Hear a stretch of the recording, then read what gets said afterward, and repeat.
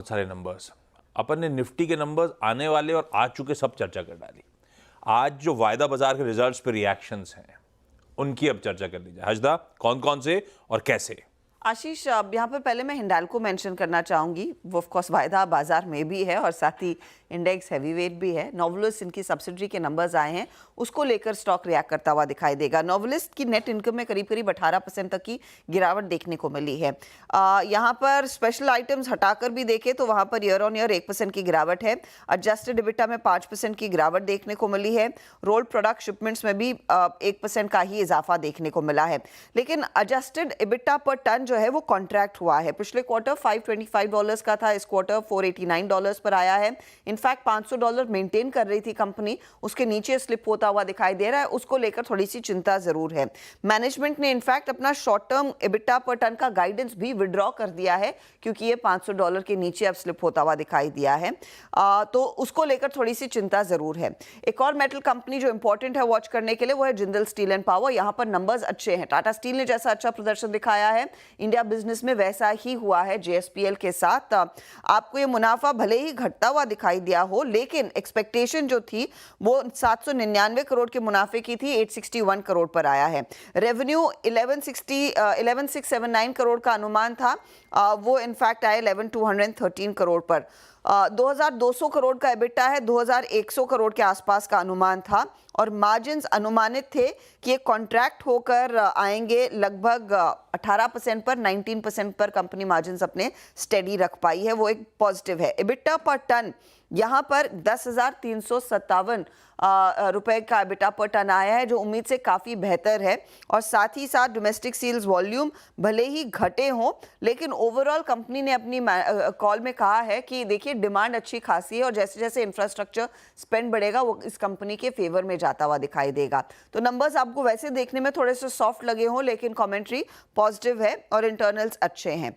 Gujarat gas radar पर रहेगा, जहां पर हमने देखा है मुनाफा आया है 307 करोड़ पर। 6.5% की गिरावट जरूर है, लेकिन उम्मीद से बेहतर है नंबर। रेवेन्यू करीब 3781 करोड़ पर 15% घटकर आया है। इबिटा आया है 514 करोड़ पर, उम्मीद से बेहतर है आंकड़ा।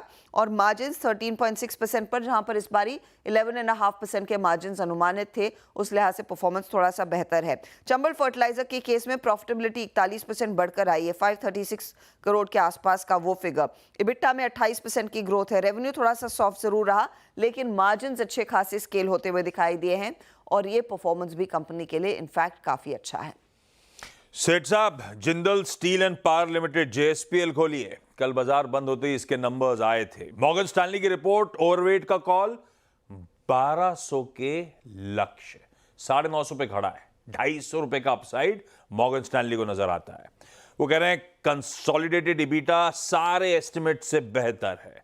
अर्निंग्स बीट है क्योंकि रियलाइजेशंस अच्छे थे और उनके हिसाब से मार्जिन्स अब यहां से सुधरेंगे। H2 में रिकवरी के मोड पे जाते हुए नजर आएंगे, इसीलिए वो बुलिश है। लेकिन चार्ट्स पे आपका व्यू क्या बन रहा है सेठ साहब?